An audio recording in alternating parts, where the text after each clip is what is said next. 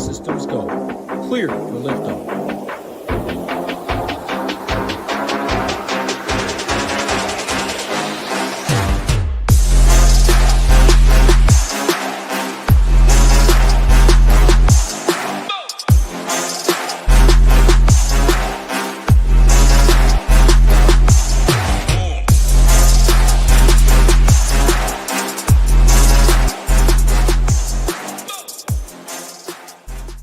What's going on, everybody? Good morning.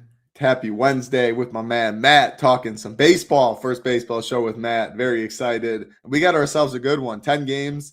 Again, 12:15 Eastern start time. You can see right here, 9:15 a.m. over here. It's early, but hey, early baseball is always a good day. Sweating your teams. It's like golf. Tomorrow, you're able to sweat your golf teams throughout the day, and it just makes the day go by a little faster. You can always look and enjoy the sweat. Baseball, I absolutely love it. One of my favorite parts about baseball. Very happy it's back. Hey, there's still NBA going on, though. Matt and Rio will be on later. I will be talking some MMA later with Big Marley. And look at that, some PGA talk as well, Tambo and Alex Blickel. So 4 shows on deck.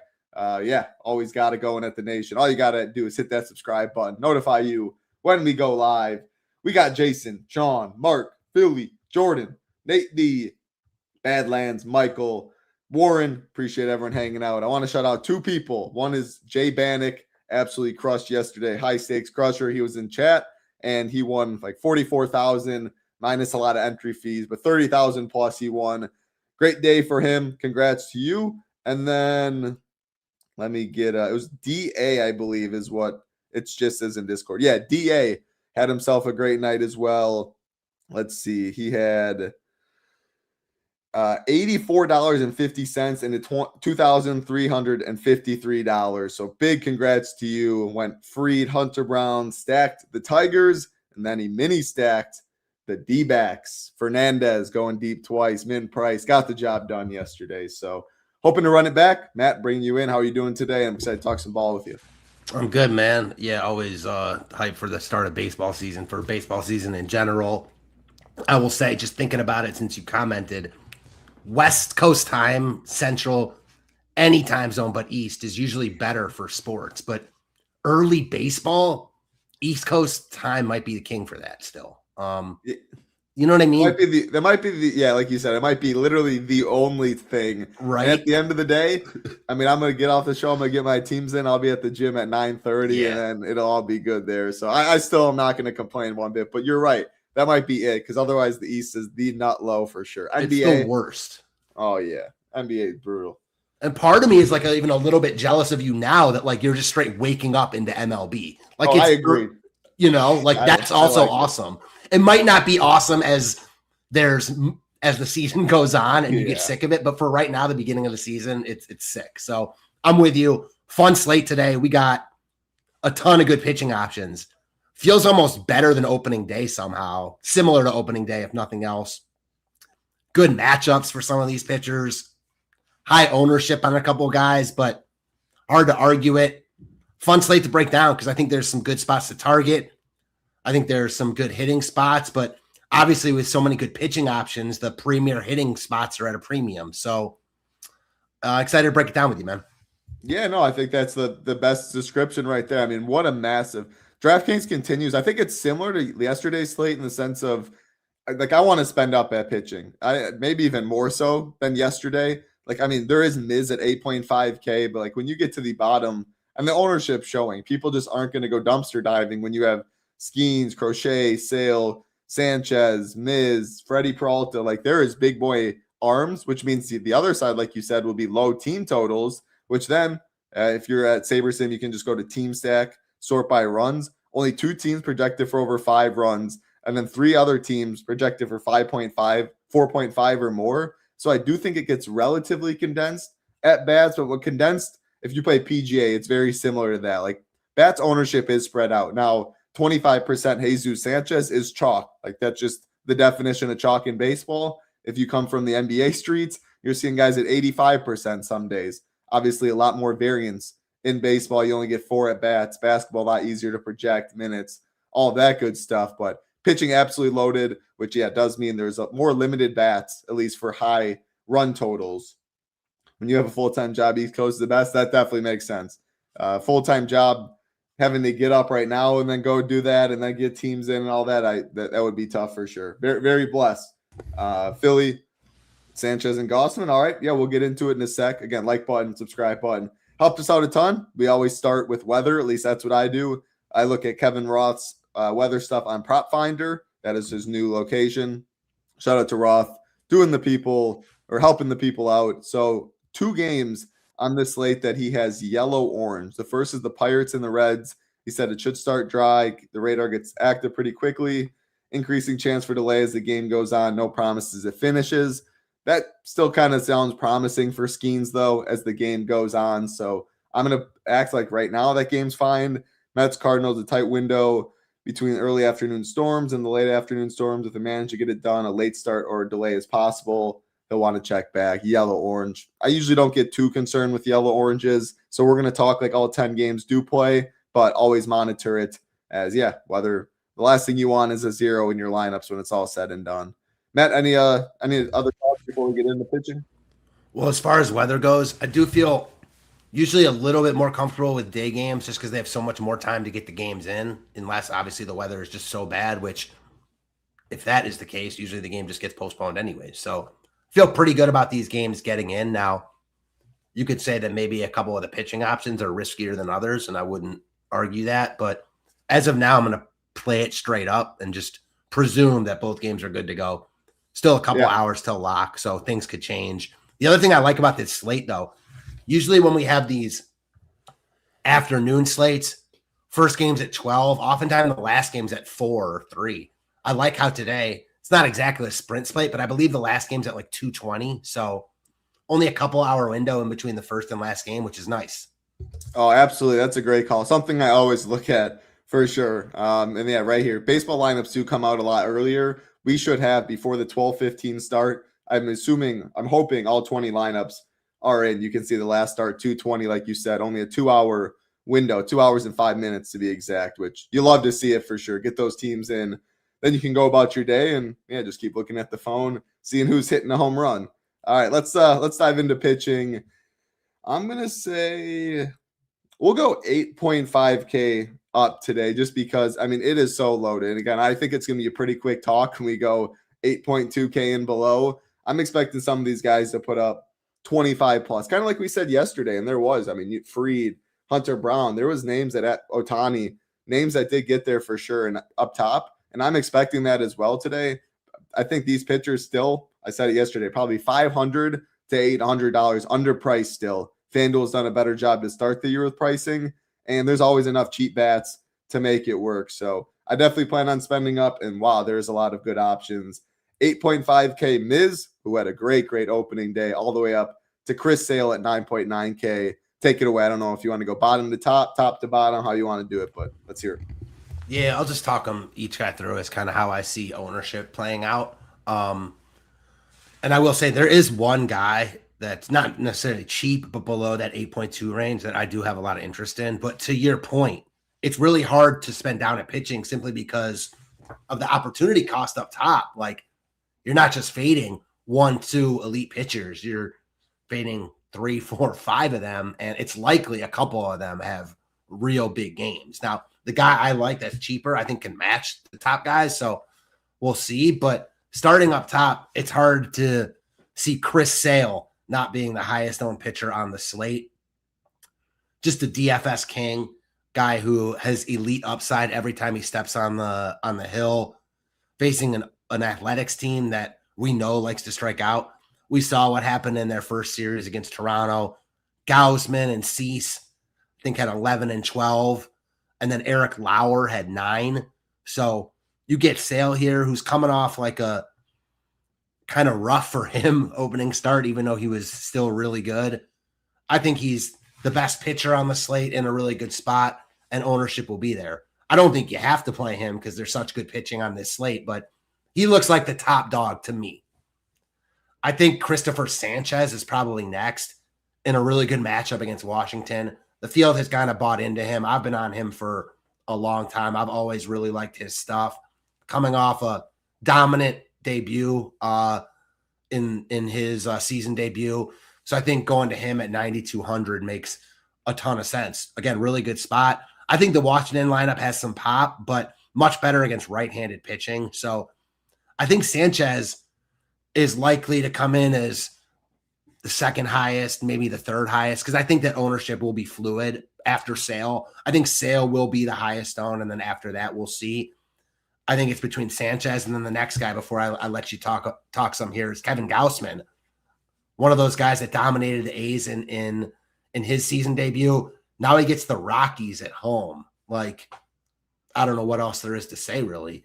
I was all over Scherzer last night, and he wasn't great, but he put up 20 fantasy points, and Gausman is the far superior pitcher right now. Now, I do feel a little bit of Gausman, like he can get in his own head, and he can dominate really bad matchups and then can struggle in some really good ones, but I'm not playing him because of that. He looks really good at 9K. Couldn't ask for a better spot, and he's got strikeout upside. So all three of those guys look good. And then, man, Skeens, Crochet, Peralt, like there's really good pitching options on this slate. How do you see it? Yeah, I'm in agreement. I think Chris Sale is the SP1. I do think that this ownership, I mentioned it yesterday with Gilbert, little different situation because of Ohtani coming down with the weather risk, but I could see Chris Sale being like 38%. And maybe I'm wrong because there is so many other good pitching options, but the only K prop on the slate at 8.5. I mean, just he'll have run support behind him, good win equity. The best K prop, I still think 9.9K. Like he's close enough to Gausman, Sanchez, Crochet, where people are going to find the money and roll with it. He is the highest projected pretty much everywhere. And I have no argument there at all. Number 2 for me would be Gausman at 9K. Like you said, I just want to pick on these Rockies on the road all year. 94. I was looking at the pitches right now that SaberSim's projecting because earlier in the year it does vary a little more, like Miz at 86. I want guys somewhat extended. Gausman also, Toronto, one of the highest run totals there, should have run support. It all makes a lot of sense and lines up for him. 7.5K prop. Nothing bad to say about Sanchez. Shout out to our man Hebrew Cheetah. Opening day, won it with Christopher Sanchez. I believe at like 7% or something. Wins 100K there. I have nothing bad really to say about too many of these guys. Like Crochet, the matchup's tough against Houston, but he's going to be contrarian. Like I'm not sure I believe that 28% mark that we're showing or that we're taking the average with. I think I would take some of this off and then that would go to Sale. I don't know. Skeens is the tough one in the sense of like, yeah, opening day was terrible. And O'Neal Cruz got to be the worst center fielder ever and just was going to cost this dude too many earned runs and stuff where it shouldn't be because he can't even get his glove on the ball. With that being said, the ultimate competitor in the sense of like he wants to rebound after that matchup for sure. And when people aren't going to go there as much, 7.5K prop there, I believe he's number 3 on the slate. Actually, might be number 2 on the slate because he's plus 100. Gausman's plus 111 on the over. So that feels like the contrarian pivot. I actually prefer him to Crochet if choosing. It is close. And I'm just buying into the talent. I'm buying into, that last start, him being a little salty about it and want to rebound. Evaldi feels tough on this slate. And then you're getting to the Freddie and the Miz range. I mean, man, Miz pitch count was better than I expected, and it was promising, and his stuff is just so good. I mean, Woodruff had a solid game yesterday when he got there. I'm always in playing him at 8.5K, especially because you do get enough of a discount, kind of, 500 Gausman, 700 Sanchez, with ownership still showing pretty low because of his projection. I would hunt the upside. Let me see his K prop.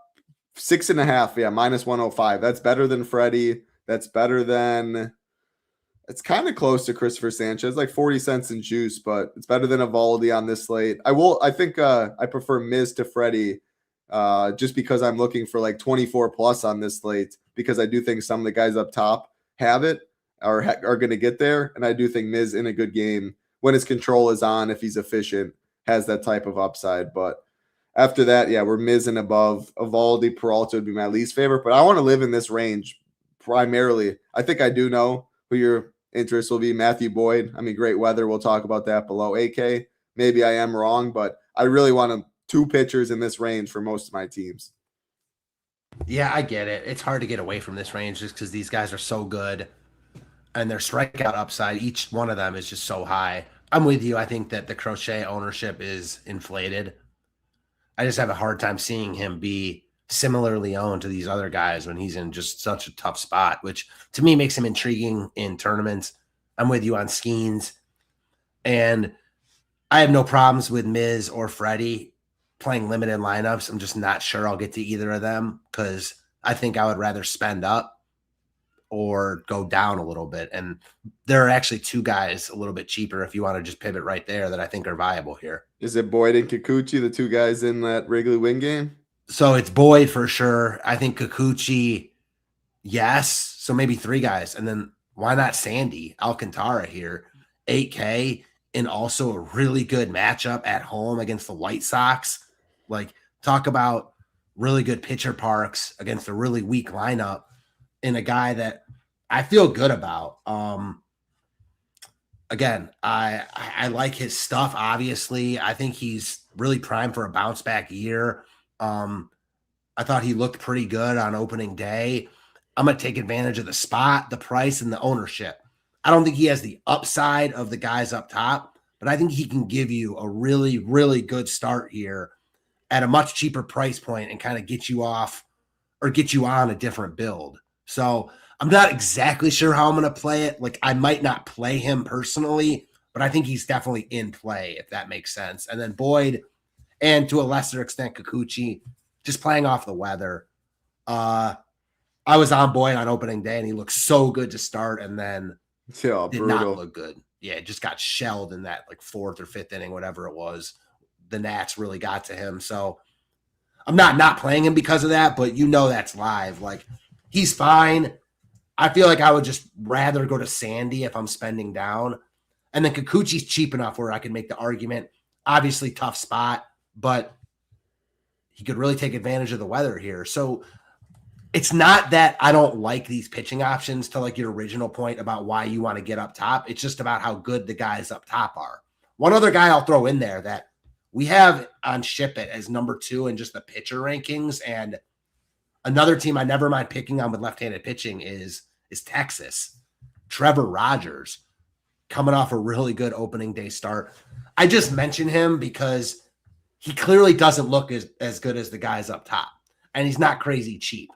But he's going to be really low owned enough, in my opinion. And baseball's going to baseball. And he's got good enough stuff where wouldn't shock me to see him have one of the better starts of the day. Now, you can mention that with like everyone, and I don't want to do that. But I think he was at least worth shouting out.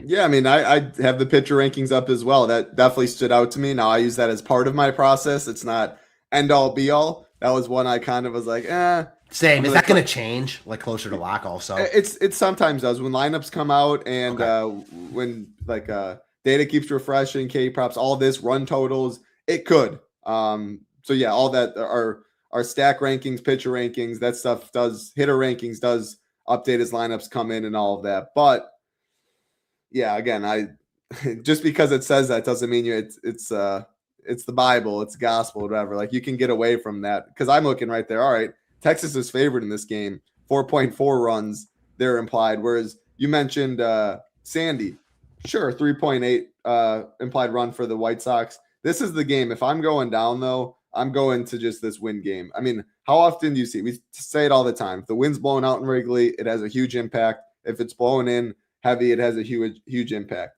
There's no way the Cubs would be implied for 3.8 runs against Kikuchi at home with that lineup if there was not significant weather. I'm looking right now again on that prop finder where Roth is at, and it is 40 degrees and 17-mile-an-hour winds blowing directly in. That is very, very big at Wrigley Field. So Matthew Boyd, and again, he's the only one really getting ownership down below. I'm going right back to him. He busted for me. I had a bunch in opening day. 7.3K is a phenomenal price tag. And then, yeah, I'm taking some shots on Kikuchi. He's someone I always, over the years, you can play him, you can stack against him.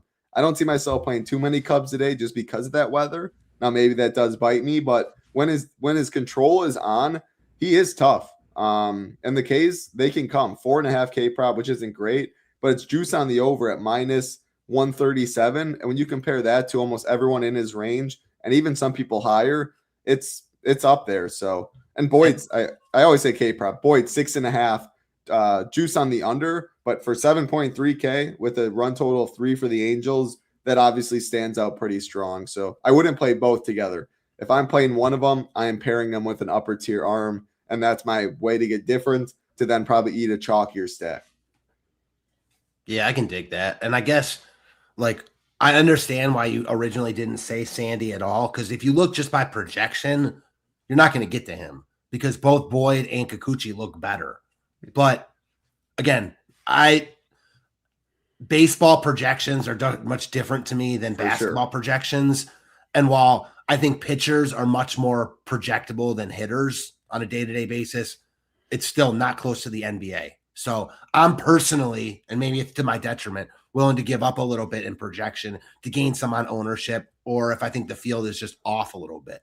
So I understand like why Sandy wasn't on your list, why he's not getting owned.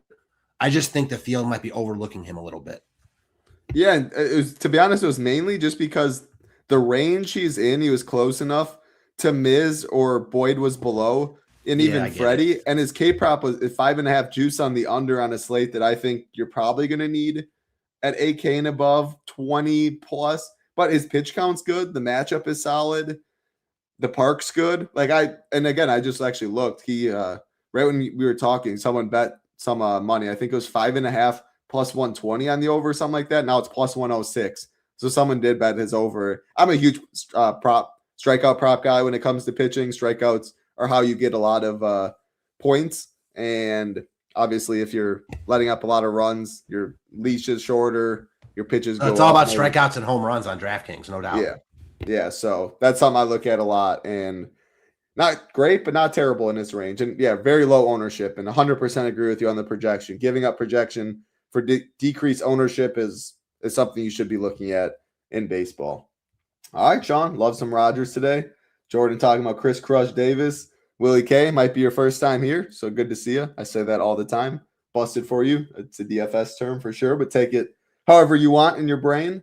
That is pitching on this slate, though. We will head over to the Stone, one of the best tools in baseball. Before we do so, I just want to show off. Again, so much going on right now. 4 shows in 4 different sports today.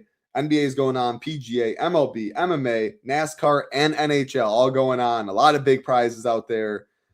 Always love golf. Big boy prizes in the golf streets. A very fun sweat for multiple days. If you do want to join us, you can get in as low as $19. That's 5 days. You get all the content. So that would get you all of these sports for $19. You get SaberSim like we just showed off to build 150 teams, and you get access to the Discord, the best Discord community around. So many of these people in chat in the Discord as well. I don't think there's a better deal out there. If you are saying you just play MLB, you just want MLB content, we do have single sport as well. Single sport, you can go right there to MLB. Less than $1 a day if you want our content over here. And again, that does show stack rankings, hitter rankings, pitcher rankings, the slate plan every day with cores, cash core on it, and the Stone, a one-stop shop, projections, ownership for both sites, of course. Just $20 more if you want SaberSim. Definitely helps build MLB teams, make it very easy. Again, only $20 more for the month, and it only gets cheaper if you are billed annually, if you know you'll be with us the whole year. And SaberSim actually doesn't even offer single sport monthly package. So if you know you're just playing MLB for the whole summer and you want that, this is the best deal around. All right, let's go to the Stone and talk some bats. Again, 10 games, and when there's a lot of good pitchers like we have today, let me zoom out real quick so we have it all. When there's a lot of good pitchers, that means bats kind of get a little more condensed. And again, ownership gets spread out, but a slate like yesterday felt like a lot more wide open than some of these today. Like, we'll get right into it. The A's against Chris Sale. I mean, if you want leverage, sure. It's not something I'll be looking to do to get different. I'd rather play Sandy by a mile or even Boyd Kikuchi together, which again, I'm not going to do, but I'm not playing the A's today.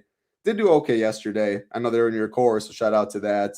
On the Braves side, though, one of the highest run totals, definitely going to get some ownership against Luis Severino. So how do you see them fit amongst the slate?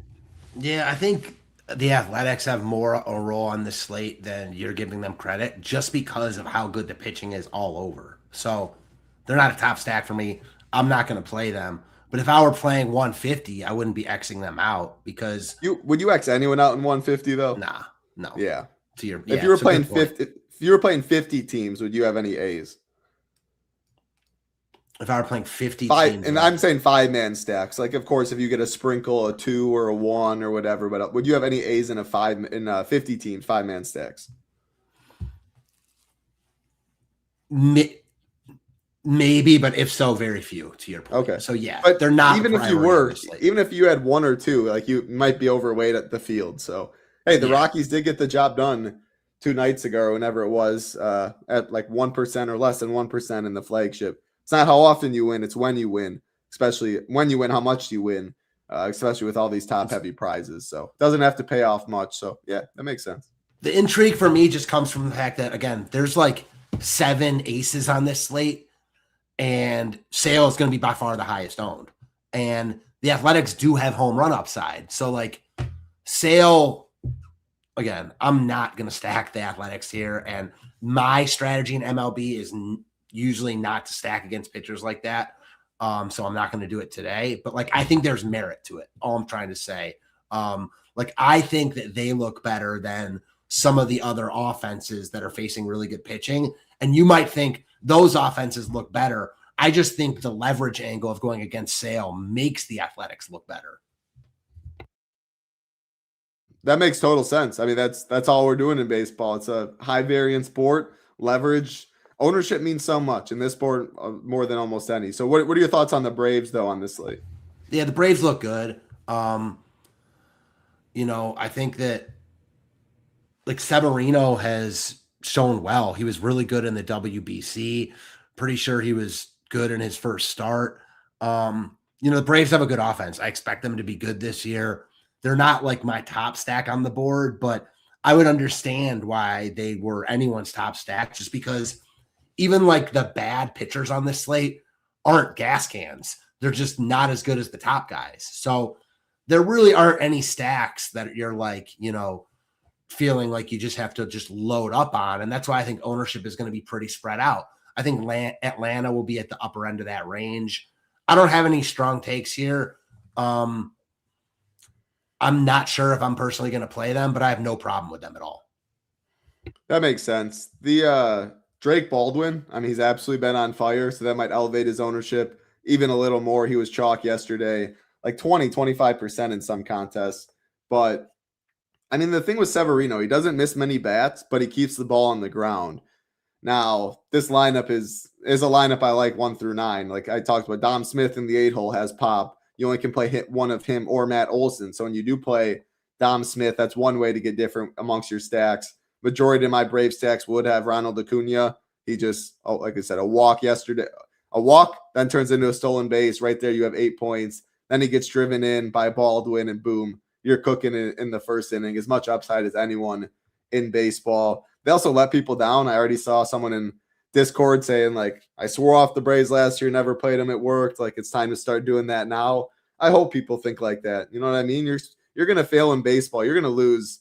You might have 3 winning days all month in baseball, or 4 winning days. But if you're all the way to the right in first, second, or third place, if you're playing for that 0.1% win equity, or your threshold, the 99% outcome, that's where all the money is made. Like I said, Rio, he said it on the NBA show. He wins 100K. Obviously, 100K is a lot. He could have the worst MLB season all year and still probably finish in the green, or he's probably going to play over 100K in volume, but he doesn't expect to cash 0 the whole time. But you are really playing when it's 100K to 35 to 20 to like 10 or 5. And that was actually a good payout structure. Sometimes it's 50 to 15 to like 10 or 5. You need that first place equity. And the way to get there in baseball is holding hands with less people. When you're jamming 2 chalk pitchers in the chalk stack and you're getting different with 2 or 3 other spots, you are parlaying, needing everything pretty much in your lineup to hit. Whereas to Matt's point, I'm not doing it today. I'm not advocating for it. But if you're playing the A's, if the A's get there or they put up 12 runs, you could have a pitcher score 13 on this slate and not even close to the optimal lineup. But because you're so different and so little people did that, it just might be enough. You have to be less perfect that way. Man, that's another really good point that you brought up, kind of piggybacking what I said. How top heavy these prize pools are now makes it so getting different just means that much more. I feel like you're preaching to the choir over here. I finished 8th in that big NBA Millie last week or a couple weeks ago, whatever that was. And like, it was a nice payday, but like it certainly wasn't a milli. And like No. you feel, I mean, not even close, obviously. You feel that huge difference. So getting all the way to the top is what counts. Now, obviously, there's a lot of luck involved in that, but you put yourself in the best position, right? And it's not that the Athletics are going to come through often. It's that when they do, not only are they going to be low owned and the field isn't playing them, they have home run upside. So like you talked about with strikeouts, like when the A's get there, they're not like hitting 15 singles off of Chris Sale. You know what I mean? They're hitting like 3 bombs and then they're getting to the bullpen, which isn't going to happen often, but it could happen. So that's all I'm saying.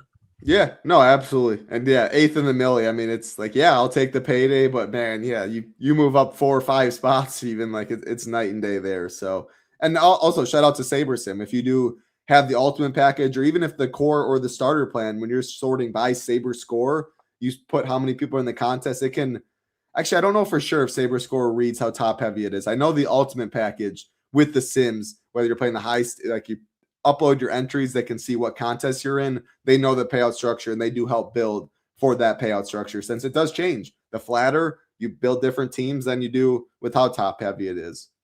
All right, nice game on the slate. The Rangers and the O's. Pretty good total here. Trevor Rogers, Nathan Eovaldi on the mound. Yeah, I mean, obviously, like it shows, Trevor Rogers number 2, Eovaldi number 8. I always love playing Corey Seager. Now, probably not today, lefty. But, I mean, he homered yesterday, wasn't on the slate, just an absolute monster. And on the O's side, Pete Alonso also went yard, wasn't on the slate. This game was a little earlier on the turbo slate. But, yeah, I like what I see from the new O's lineup, at least the top half. The bottom half, I guess, a little more difficult, but they're cheap. They're really cheap if you do want to go double spend pitching. Both of these teams are. They fit that build pretty well. So do you have any interest in either? This game's interesting because on a lot of slates, neither of these pitchers would be guys I'd want to pick on, but because of how this slate kind of lays out, I think you have to at least have some interest in the bats here because, again, Eovaldi is not a guy I usually ever want to pick on. And I'm not saying that I'm going to go, push all my chips in on Baltimore here, but I'd much rather use Baltimore here than basically every team facing an elite pitcher because I don't think Eovaldi is that. Now, Baltimore has not gotten off to a great start. They're striking out like 27% of the time against righties. So I'm a little bit hesitant there, but their upside's real. And I feel like a bunch of their main guys are starting to get going. So Baltimore stack is intriguing to me here. I don't think that they get a lot of ownership, and I think their upside is high as far as home run equity goes. I feel kind of similar about Texas, but I also at some point just have to come to the realization that Trevor Rogers is actually good, which I haven't yet. Not that I've like stacked against him. I just haven't really used him, and he's been good. So Texas, much worse against left-handed pitching. I really like Nimmo at the top of this lineup, and they're seeing the ball well right now. So like, again, because of how this slate plays out with so many good pitching options, I don't think the Texas stack is out of play. I just don't think it's likely to get there, and I probably won't play them. Baltimore, I think, is in my inner circle, though. Like, wildly in play for me. Haven't built my lineups yet, so not sure I'm going to get there, but wouldn't be surprised if I did. I like this lineup quite a bit, and it's not that I think Eovaldi's a gas can. I think he's good, but Philly got to him in his first start, and he's not one of the 5, 7, 8, 9 best pitchers on this particular slate, which is pretty crazy. Yeah, I agree with you on the Texas. I don't love the O's as much as you do. I don't love Texas too much, but at the price of these guys, like it's Pete Alonso and Gunnar above 5K. Otherwise, it's 4.3K Ward and everyone else below those. So I'd be lying if I'm playing double spend pitching teams, which I do want to do a lot. It fits the bill very nicely, and I do prefer them over Texas. Again, Trevor Rogers has been good. I do think Eovaldi's a good pitcher as well. He definitely has his blow-up potential. Obviously, the Camden moving left field back 2 years ago, whenever it was, has hurt this production a little bit. But because of the pricing on the O's, I think they're more of like fillers, like in the 3. Like I do mainly 5 3s, 5 2 1s. I think they're mainly in the 2 1s or the 3s that I'd be good with. And again, I'm playing 20 plus teams today, so maybe a stack or two here. You like the O's. I always trust your opinion there, but they do fall down the list a little bit. Like we'll get into this next game. It's a little chalkier, so that's unfortunate, but I do like the Pirates more than them in a vacuum. But again, we're talking like double the ownership, so maybe I have to reconsider that a little bit. But Andrew Abbott, Paul Skeens on the mound. As far as the Pirates, what I like about them, I always like Great American Small Park playing bats in there. I always like guaranteed ninth inning at bats. The Pirates are on the road. And then Abbott doesn't miss too many bats, and his ground ball percentage isn't good. Like, you can get the ball in the air against him. Some of my favorite bats, I mean, Brian Reynolds always stands out in the 3-hole, only 4.2K. The main appeal for them and why they are getting some ownership, though, is, I mean, look at the prices in these guys.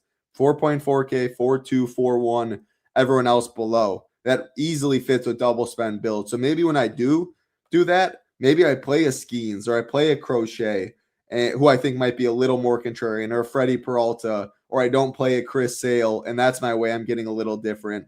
I'm curious to hear your thoughts on this.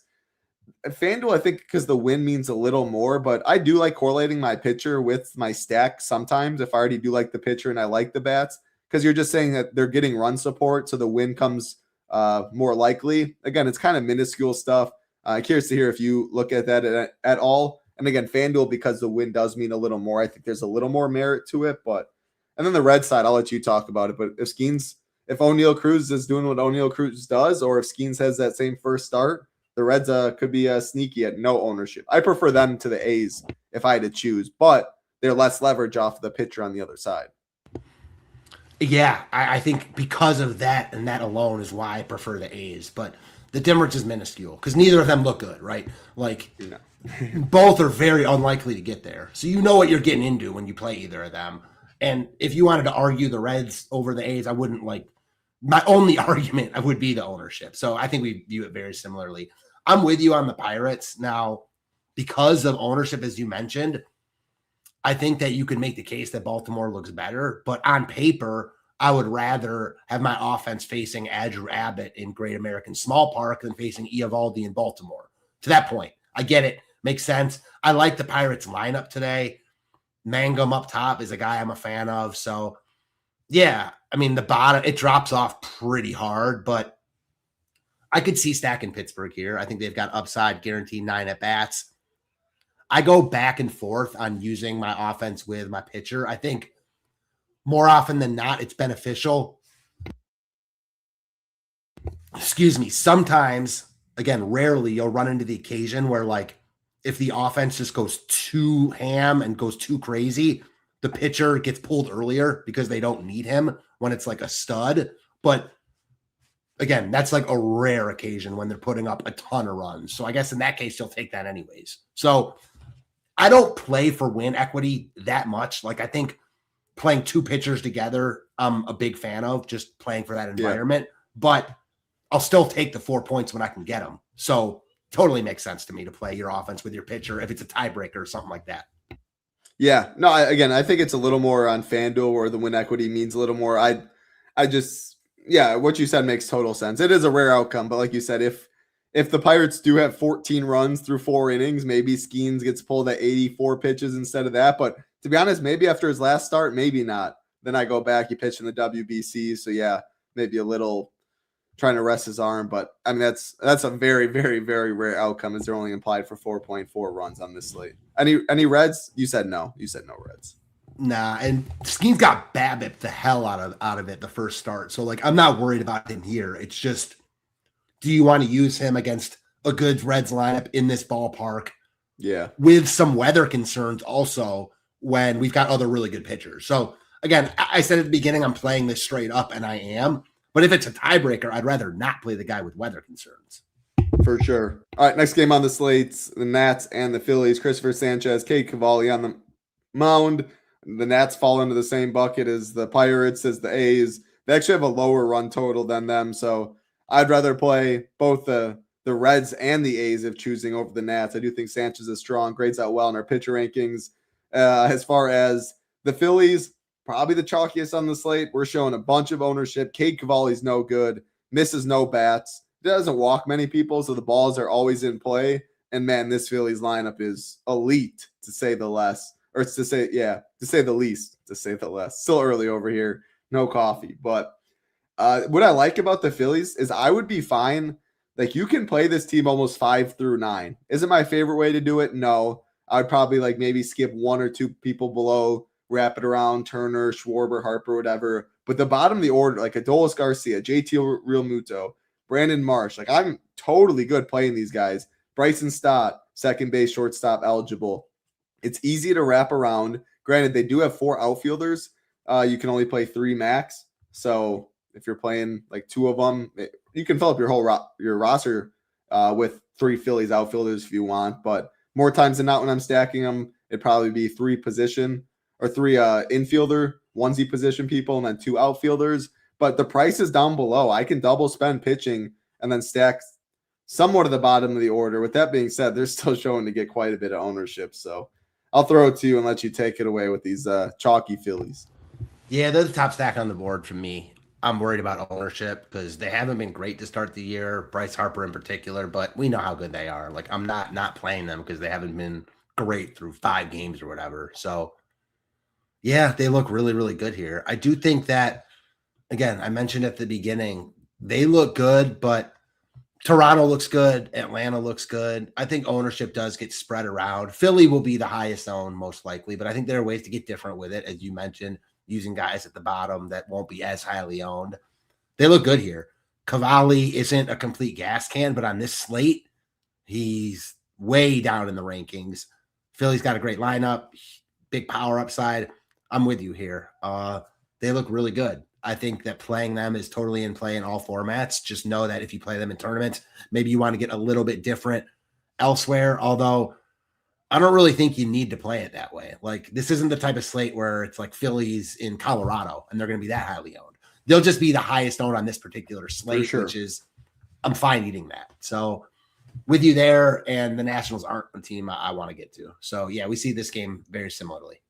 How would you compare, jumping to the next game, Kyle Freeland, Kevin Gossman, the Blue Jays, and the Rockies? Blue Jays also, like if you're looking at these two, 101 total ownership, 89 for the Blue Jays. It's hard to predict ownership, so it might be a little closer, but 2 of the chalkier teams, there's no doubt about that. Who would you prefer and why? And then, break down the Blue Jays, but them versus Philly is important. It's really close. I think both of these teams on paper look like the top 2 stacks on the board. I think there's a drop-off after them, and if ownership's going to really be kind of spread out, like it's showing everywhere, then I think playing both those teams makes a lot of sense. With ownership as I'm seeing it, and I do think that Philly ends up being the highest owned, maybe I lean to Toronto. Freeland is certainly a guy I never mind picking on, and I like the Toronto lineup today. So yeah, I think both are widely in play. I don't have a really strong lean. I'm not sure if you do, but I guess because of ownership, give me Toronto in a 1v1 there. Their entire lineup looks in play here. I like Jesus Sanchez made it against a lefty. You got Davis Snyder hitting second. Akamoto hitting cleanup. He was a monster in Japan. So like, I'm expecting big things from him in the USA, and hitting cleanup against Kyle Freeland with Vlad hitting in front of you. Like, you can't get much better spots in a much better spot than that. So I'm in on Toronto. I also like Philly a lot. I don't have a strong lean. I do think that like between them and Atlanta, who we started the show with, or started the offensive breakdown with, I think these two look a lot better personally. Yeah, I agree with that. I'd pick Phillies if I had to choose my favorite stack, but at ownership, it's really close. I think I just prefer the bottom of the order a little more than I do the top of the order for the Phillies than the Blue Jays, but it's definitely close. They're both cheap. Like outside of 2 guys pretty much or 3 guys for the Phillies, 2 guys for the Blue Jays. It's easy to double spend if you're mixing in the bottom of the order on both these teams, but again, you mix in the bottom of the order, it gets a little less chalky. However, then you're kind of, when you're still playing that chalky team, if you're 5-manning them playing the bottom of the order, you're really still hoping that like the Vlad and the Springers don't get there, because if they do, people will have plenty of Blue Jay stacks with them, and then you're kind of uphill climbing from there. The next game, the Marlins and the White Sox, Shane Smith Sandy Alcantara on the mound. Sandy does look good on Alcantara, excuse me. Does look good on our pitcher rankings, number 5. And yeah, you liking him and Sandy right there limits my I don't like the White Sox too much. I will say I do like the Marlins though. The prices are solid for them. The run total's not great. The ownership's mediocre. Shane Smith had a brutal opening day. Like, he was solid last year. He was better than I expected for a White Sox staff that was terrible, as many know. But his stuff's not bad, but he gives up a lot of fly balls. And this lineup, I don't think it's terrible for the Marlins. I think Mars at the top looks good. Augusto Ramirez is one of the better young catchers. He's got a lot of pop. Oh, he's not in the lineup today. Shoot. I don't mind Liam Hicks, but there's no Ramirez. Yeah, it sucks. My first dummy lineup had him. I'm not happy about that, but they're a little bit cheaper, I guess. They are cheaper for sure. I mean, it's still one. Who don't I like? Probably just 8 and 9. Otherwise, like, these numbers aren't like Norby, you can play him at first base or third base. Edwards at second. Otto Lopez short. Hicks at catcher. They fill out positions really nicely. And outside of Mars, they're not expensive one bit. So it fits what I'm trying to do really well. I'm going to say it. Marlins are one of my favorite stacks on the slate with all things considered, since I do want to spend up at pitching. That's it's worse without Ramirez, but it got cheaper. And Liam Hicks is solid himself as well. So, yeah, what are your thoughts on the Marlins and the White Sox?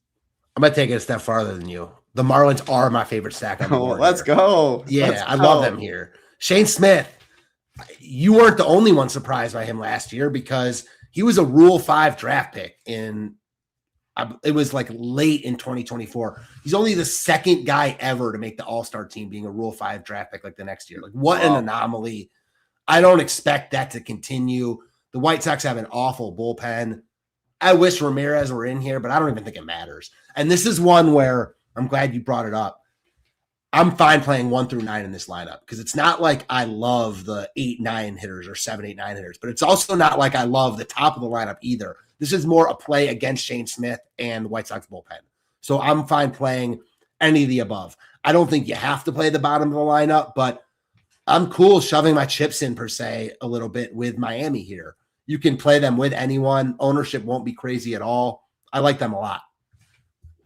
Let's go. I know White Sox for you, since you liked some Alcantara. Yeah, like, I might not play a ton of Sandy, but I'm not going to stack the White Sox against him here. I respect him too much, and there's just other spots I'd rather get to. Sounds good. All right, next game on the slate. It's Freddie Peralta, Matthew Liberatore, the Cards, and the Mets. Freddie didn't have the best opening day, but he battled back. He was impressive that way, which you love to see. As far as the Cardinals, with Liberatore, you got the southpaw on the mound, another guy that does not miss many bats. The balls are in play, but a way better ground ball rate to lefties than the righties. So mainly want to focus on the righties. If playing the Mets, looking at ownership, they're not showing too much, so we don't have this lineup out yet, is what I'm seeing. Still not showing that it's out, but our projected lineup only has one lefty in Juan Soto and the rest righties, which you like to see. And if this is the projected lineup, for anyone that's been following me for any bit of time, they know I get hard over Tyrone Taylor, an ex-Brewer, in the 9-hole. Man, that's my cheapie. If he is in there, it just makes this lineup. Like Luis Robert, 8-hole, Vientos, Francisco. This lineup's insane. Like, sign me up for these Mets if they're only going to roll out one lefty, and that being Juan Soto. 1 through 9, it's guaranteed 9th inning at bats. I do believe this was this is one of the weather concerns, though. Yellow, orange, so I'm hoping it does play. Monitor what Ross says. But the Mets are up there. If they're going to be half the ownership, or I guess maybe 2/5 of the ownership is the Blue Jays, as maybe the Braves, as the Phillies, I think the Mets are a team I want to get exposure to. And looking at it, Juan Soto 6'3", and then Lindor 5'1", and everyone else this cheap. That kind of does just bring back to, like, double spending at pitchers too easy. They're underpriced from $500 to $800 in my opinion, and these bats continue to be mispriced. So it makes it easy to do so. Luis Robert, 4.6K. I mean, yeah, I would overspending in baseball is totally good, because it takes one swing in the bat. So yeah, I like the Mets 1 through 9. What about you? I think you like the Mets a little bit more than me. It sounds like you like them how I like Baltimore, but I got no arguments with it. And one thing I like about them, just from like a DFS perspective, it doesn't mean anything. They were chalky last night and let down. Today, they're not going to be owned. And they're not facing a good pitcher. They're just kind of falling through the cracks a little bit. I think they'll get some ownership. So, like, they won't be like the Athletics or Reds or Nationals, but you know that. Like, they're going to be owned, but they're not going to be as owned as the Blue Jays or Phillies. And I could see why you like them close to as much as those other teams. And if that's the case, why not play them? Because they're not going to be as highly owned. So I get that. I think their lineup does look good. Certainly the one lefty, Soto, more than fine playing him against the lefty, especially if you're stacking them. You expect, Liberatore to not have a long outing, and St. Louis's bullpen is not good. So yeah, I could definitely get on board with the Mets here. I think big upside at ownership levels that I'm very comfortable with. So I like that call a lot. The St. Louis side, I'm not really interested in. I think your point about Peralta was exactly what I was going to say. Gave up that first inning bomb to Brandon Lowe, then battled. And that's what you'll get from a guy like him when he doesn't have his best stuff. So I don't love him today, but I'd much rather use him than stack the Cardinals. I agree. Now, the Cardinals do look good in our hitter rankings. Cheap. The ownership, and they're very cheap. So I was going to say, I think you can do worse as far as mini stacks and that. Like, Sure. I always like Alec Burleson. He's got pop. He's got the platoon advantage. JJ Weatherholt at second base, leading off. Herrera in the 2 spot, fills out a catcher spot. Wynn fills out shortstop. Like, they fill out a lot of onesie positions for cheap. So they fit a lot of 2-1s. Like, again, I'm not 5-man stacking them as much. If I had a 5-man stack, any team that had the Cardinals, the A's, all that, it probably is the Cardinals. Now, it's not for the leverage aspect since Freddie will be a lot lower owned. I just think that's most likely to happen. And ownership is so low. But, yeah, I mean, they look decent in the hitter rankings. Again, hoping this game does play. It should right now, but monitor what Ross says. But, yeah, I like the Mets. I definitely do like the Mets. Yep, Aaron, again, prop finder for Roth. He has it yellow-orange right now. Yellow-orange usually means that the game does play, but possible delay and monitor it. What did he say? He said – and you feel better about the bats anyways. Like, yeah, I feel better about the bats for sure. So, a late starter delay is very possible. So, yeah. And again, like you said, the day games, it's easier to get in. All right, next game on the slate, the Brewers and the Rays. Drew Rasmussen, Jacob Mizorowski on the mound. Ownership not really going to either side. Rasmussen's not a guy I just really pick on. Keeps the ball on the ground, doesn't walk guys. I do like the Brewers against righties more than lefties because some of their best bats, Toure and Yelich. I mean, look at how many lefties the Brewers are throwing out today. Only 2 righties, which you love to see. Brewers play. Obviously, where's any Brewers stuff up here? No, I guess not. But yeah, Brewer fan over here. I love that they got the lefties. I love that they play small ball, but it's also hard because outfield,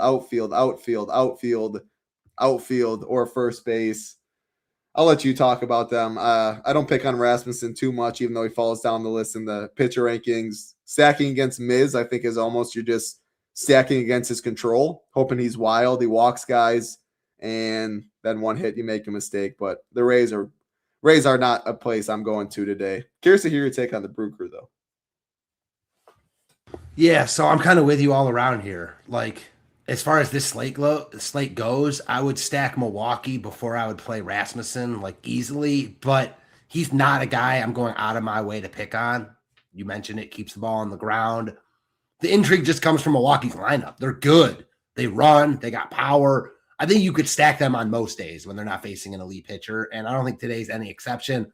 I just don't think they stand out, and they don't look as good as the Torontos, the Phillies, those teams, but ownership's going to be way lower. So I could see, like, planting my flag on Milwaukee today. I don't think I'm personally going to do that, but I wouldn't have an issue if anyone or you wanted to do that. I think they've shown that they can get there against basically anyone, especially a guy who's not an elite pitcher when we've got a bunch of those guys on this slate.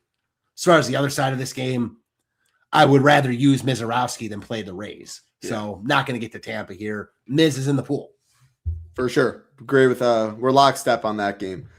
Let's go to the Astros and the Red Sox. Garrett Crochet and Mike Burrows on the mound. I'll let you go first in this one. Any interest in either side, which would be, I mean, I assume Red Sox more likely than the Astros, but both are going to be low owned, no doubt about that. Yeah, definitely more interest in the Red Sox than the Astros. Interestingly enough, Burrows was like kind of popular on opening day against the Angels. not going to get any love today. I'm more on the Boston side. I think after, they got dominated by McCullers and Hunter Brown, maybe a breath of fresh air facing Burrows here. I still like this Red Sox lineup. It's hard not to be a little bit down on them based on how the start of the season's gone, but kind of to what you said about Atlanta earlier, like if people aren't going to play them, it's only been 5 games. Like their lineup is still really, really good. They've got power and speed up and down. I like Boston here. I'm kind of talking myself into them more. They're expensive, the guys you want, so it's going to be hard to get to, but maybe that's where you flip the bill a little bit and use one of the cheaper pitchers. And if Boston scores 10 runs with a few home runs, that's who you're going to need. So they're on my short list for sure.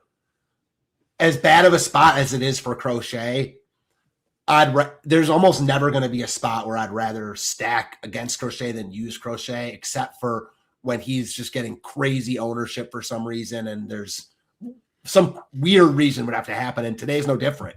Like even in this tough spot, give me the Crochet side over the Houston side, even though I probably personally won't play Crochet. Yeah, very easy. I think if you're playing chalkier teams and you want to go Crochet as a pivot, it's totally fine. But he does fall down the list as compared to other spends, in my opinion. We did just get that Mets order or lineup, and yeah, it's all 9 of these guys are in. Tyrone Taylor's in the 9 hole. Like I wanted to see, you love to see that. Robert's in the 5 hole though, so the order is a little different here, but it is all 9 guys. I definitely like the Mets myself, like I mentioned. Nothing really more to add here. I'd rather play the Red Sox than the Astros. I'd rather play Crochet than the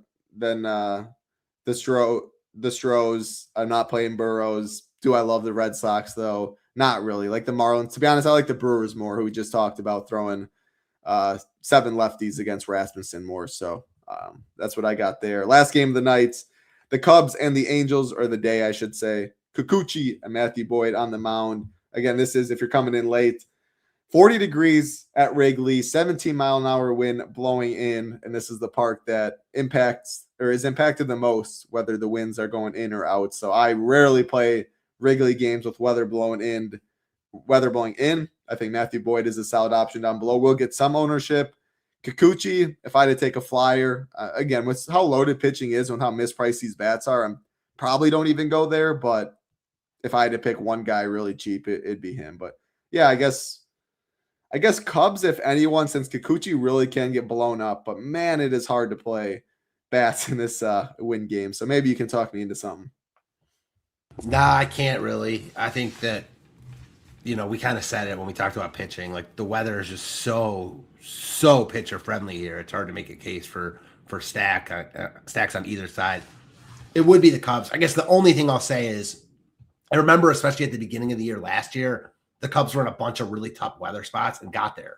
Like their lineup's different now. I know they had Kyle Tucker last year, but they still got guys. Like their lineup's good and they run. So like maybe if Kikuchi's just off putting guys on base, Cubs could still score a bunch of runs here, even if it's without as many home runs. So maybe you think about using them as like minis. Yeah. I'm not going to do that because I respect Kikuchi enough, especially in weather like this, but he is volatile to your original point about him. So yeah, like I don't think the Cubs are the worst play in the world, especially with no one on them. But again, it's the type of thing where you know what you're signing up for, and you know that in this weather, it's not likely to get there. No Adley for Baltimore. Does that change anything for you? Nah, I mean, makes it almost easier to stack them with just Basayo in there. I love their lineup today. So Basayo's a stud.